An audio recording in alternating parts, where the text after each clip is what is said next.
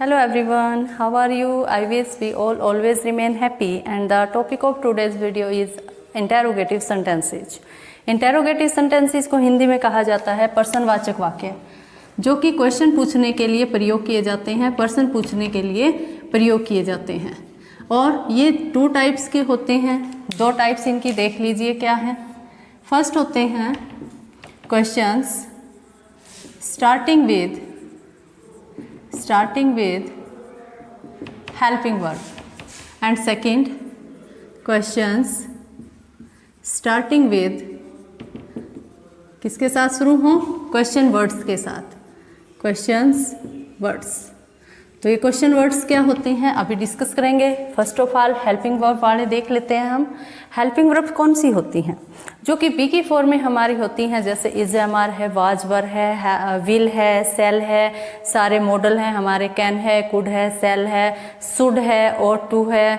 और ये जो मे है, माइट है, ये सारे क्या होते हैं? एक्सिलरीज होती हैं, हेल्पिंग वर्ब्स होती हैं। हैज है, हैव है। तो इनसे अगर कोई क्वेश्चन स्टार्ट होता है तो क्या होगा? वो होगा question starting with helping verbs. देख लीजिए, is she a girl, is she a girl. Next है हमारा was he doing his homework. Next देख लीजिए, have you done your work. Open the door, open the door. तो ये सारी चीज़ें क्या हैं? ये हमारी होती हैं वो क्वेश्चंस जो कि हेल्पिंग वर्ब से स्टार्ट होते हैं। और मॉडल भी देख लीजिए, जैसे can I come in your home, क्या मैं आपके घर आ सकता हूँ? तो ये सारे क्या होते हैं? जो हेल्पिंग वर्ब से स्टार्ट होते हैं हमारे क्वेश्चंस, उनके आंसर हमेशा येस और नो में ही दिए जाते हैं। तो जैसे ये है इज सी ए गर्ल, या तो येस या फिर no. Yes she is a girl, no होगा तो क्या होगा? No she is not a girl. इसी तरह नेक्स्ट है हमारा was he doing his homework. Yes he is doing his homework. अगर नो होगा no he was not doing his homework. Next देख लीजिए, have you done your work? Yes I have done my homework. Next है can I come in your home? Yes you can come in my home. तो ये सारे जो helping verb से start होने वाले क्वेश्चंस होते हैं, उनका आंसर किस में दिया जाता है? यस और नो में दिया जाता है। अब नेक्स्ट टाइप जो हमारी है वो आ जाती है question starting with the question words.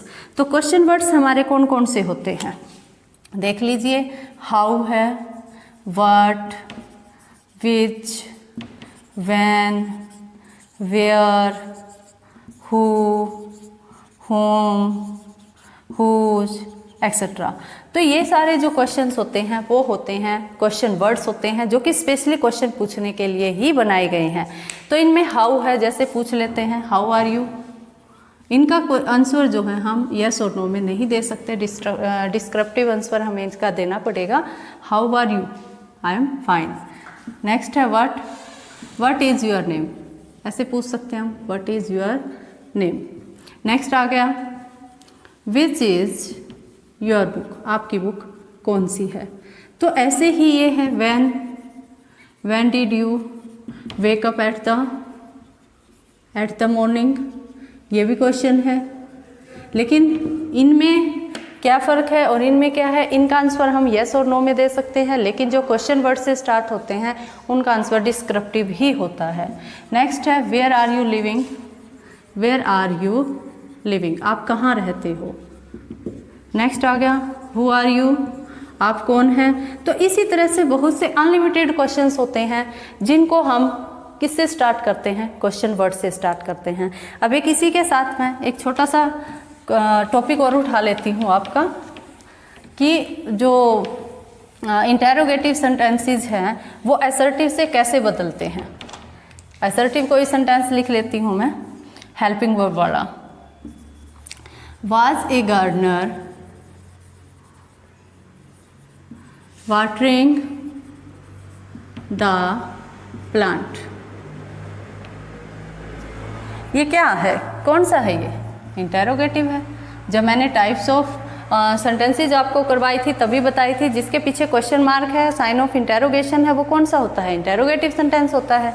तो ये अगर हमें इसे असर्टिव में चेंज करना है, असर्टिव कौन सा होता है? सिंपल, विधि सूचक। तो सिंपल में क्या करोगे आप? यहाँ से उठाओ, a gardener was watering the plants, और पीछे क्या लग जाएगा? फुल स्टॉप लग जाएगा। नेक्स्ट है आई कैन सॉल्व दिस सम। ये कौन सी टाइप है सेंटेंस की? ये है असर्टिव। तो इसको इंटेरोगेटिव में कैसे कन्वर्ट करेंगे? सिंपल सोबर तरीका है। जो आपकी हेल्पिंग वर्ब है उसको बाहर ले आइए, तो कैन को आगे ले आइए, can I solve this sum, and at last question mark. जहाँ पे हेल्पिंग वर्ब होती है वहाँ पे कोई समस्या नहीं होती हमें असर्टिव से उसको इंटेरोगेटिव फॉर्म में ले जाने की। जो प्रॉब्लम है वो केवल आती है प्रेजेंट इंडेफिनेट और पास्ट इंडेफिनेट में।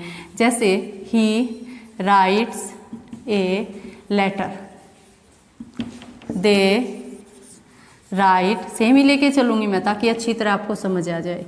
Right a letter, he wrote a letter.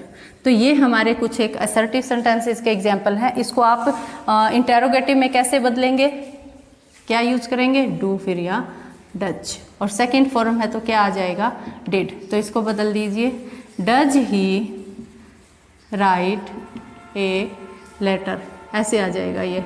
Next हमारा आ गया, डू यूज करेंगे यहाँ पे, do they right A letter, and at last sign of interrogation, and if there is second form of verb in our sentences then we use did. Did he write a letter? ये हमारा हो गया interrogative form. तो एक sentence मैं आपके लिए लिख देती हूँ यहाँ पे, उसका आंसर मुझे कहाँ पे चाहिए? मेरे कमेंट बॉक्स में। He does his वर्क, इसको बदल के दिखाइए मुझे इंटेरोगेटिव में। इसको किस में बदलिए? इंटेरोगेटिव में, और ये कमेंट करके मुझे बता दीजिए। ये है असर्टिव और इसको चेंज कर देना है इंटेरोगेटिव में, ही डज हिज वर्क। अगर आपने ये चेंज कर दिया तो आपको ये समझ आ गया।